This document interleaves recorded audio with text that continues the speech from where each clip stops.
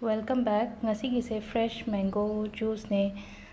Sigi mango juice akhoi fruity ga mahau kemta khenadabne. Si sembagi video habetang check tobiyo ma'am. Sida haino asangba ahum mama laure amunba amaga. Asangba sina macha macha kitang pikke laure se.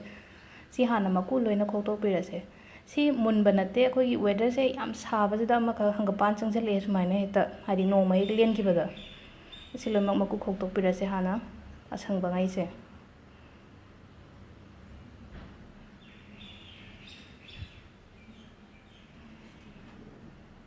Silo khokpa loire asangba se duga amunba se su khotokpirase asangba se masak se hangapan oiraga su yam sille ma se macha se aduna haino asangba ani ahum muktang hapiyo haino amunba chawwa ma lauragadi duga sise maku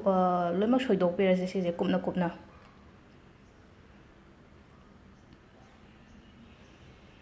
hainogi season nina makal adum sembiba yae hainogi kai semba yage habado aishu adum khatang share torake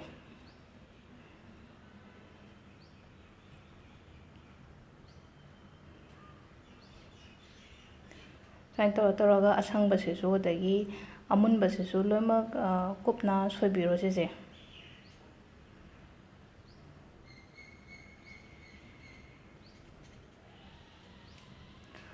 sida ina loi soibo lore masak se loi hangapandi oire do asangbaga amunbaga loina yanaramne sise si khang ama lauraga loima hapchanbiro sida adu ising cup ani am khatanga hapiro sida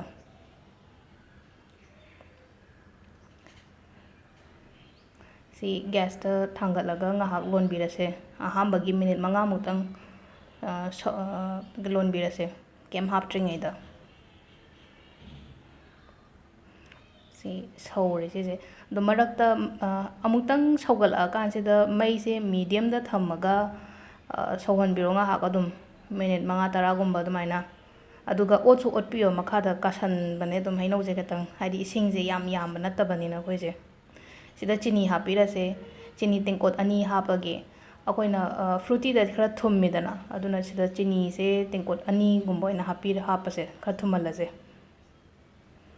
duga chini hapa matung da so minute 5 muktang makhum khumjalaga mai leitharaga patharakani natragadi mai lekhatpigano mai leitharaga hapetang ngatak sawhalle sonbasu lore sije chini hapa matungda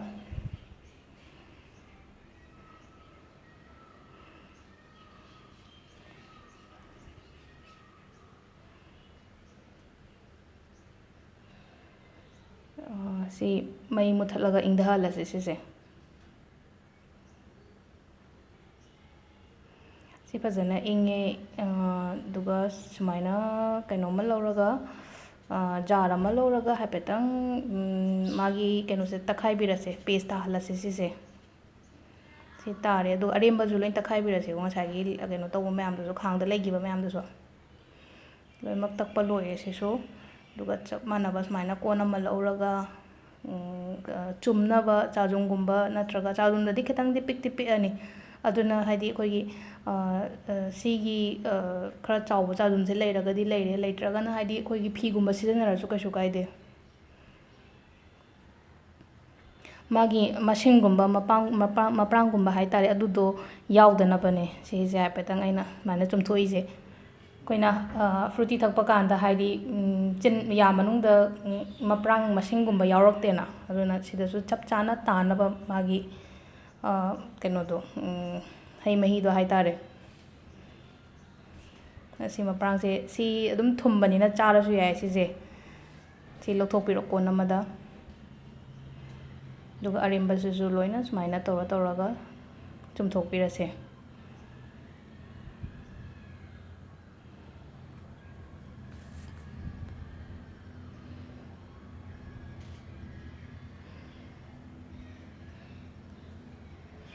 magi kari texture se kai haini akhoi silky smoothie maina hapetang tare makhada sumaina tahangadabane loire sise duga si yam nangina sida ising cup ahum mari mutang hapirase sida hape changdo yengbiro duga ꯀꯞ 3ꯗꯒꯤꯅ 4ꯒꯨꯝꯕ ꯑꯗꯨꯝ ꯍꯥꯞꯄ ꯌꯥꯅꯤ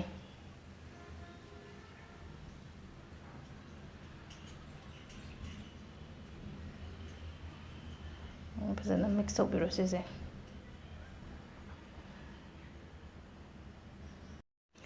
ꯁꯤ ꯏꯁꯤꯡ ꯈꯇꯪ ꯑꯃꯒ ꯍꯥꯞꯄ ꯌꯥꯒꯦꯅꯦ ꯑꯩꯈꯣꯏꯁꯦ ꯏꯁꯤꯡ ꯈꯔꯒ ꯍꯥꯞꯆꯤꯟꯕꯤꯔꯁꯦ ꯑꯩꯅ ꯍꯥꯏ ꯀꯞ 3 ꯅꯠꯇ꯭ꯔꯒ 4ꯒꯨꯝꯕꯒꯤ ꯆꯥꯡꯗ ꯍꯥꯏꯕꯗꯣ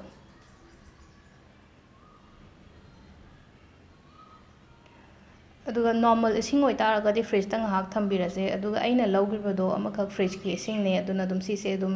ꯁꯔꯚ ꯇꯧꯕꯁꯨ ꯌꯥꯔꯅꯤ ꯌꯥꯕꯕꯨꯗꯤ ꯑꯗꯣ ꯑꯩ ꯐ꯭ꯔꯤꯖꯇ ꯉꯥꯛꯇꯪ ꯊꯝꯒꯦ ꯄꯨꯡꯈꯥꯏꯃꯨꯛ ꯄꯨꯡꯃꯨꯛ ꯀꯩꯃꯨꯛ ꯁꯤ ꯌꯦꯡꯕꯤꯌꯨ ꯍꯥꯏꯐꯦꯠ ꯃꯥꯏ ꯗ꯭ꯔꯣꯞꯁꯦ ꯁꯨꯃꯥꯏꯅ ꯇꯥꯍꯟꯒꯗꯕꯅꯦ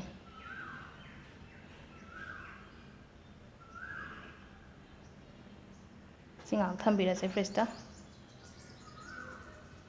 ꯑꯗꯨꯒ ꯁꯤꯗ ꯂꯩꯔꯦ ꯑꯩꯈꯣꯏꯒꯤ ꯐ꯭ꯔꯦꯁ ꯃꯦꯡꯒꯣ ꯖꯨꯁ ꯍꯥꯏꯔꯁꯨ ꯌꯥꯔꯦ ꯍꯣꯝ ꯃꯦꯗ ꯐ꯭ꯔꯨꯇꯤ ꯍꯥꯏꯔꯁꯨ ꯌꯥꯔꯦ ꯌꯦꯡꯕꯤꯌꯨ ꯍꯥꯏꯐꯦꯠ ꯌꯥꯝ ꯅꯪꯅ ꯇꯥꯔꯦꯅ ꯁꯤꯁꯦ ꯆꯞ ꯃꯥꯟꯅꯅ ꯑꯩꯈꯣꯏꯅ ꯐ꯭ꯔꯨꯇꯤ ꯃꯥꯖꯥꯒꯨꯝꯕꯒꯤ ꯇꯥꯏꯞꯇ ꯑꯗꯨꯃꯥꯏꯅ ꯑꯗꯨꯝ ꯁꯤꯗ ꯂꯩꯔꯦ ꯑꯩꯈꯣꯏꯒꯤ ꯉꯁꯤꯒꯤ ꯃꯦꯡꯒꯣ ꯖꯨꯁꯁꯦ ꯃꯌꯥꯝ ꯇ꯭ꯔꯥꯏ ꯇꯧꯕꯤꯌꯣ ꯌꯨꯝꯗ ꯊꯦꯡꯛ ꯌꯨ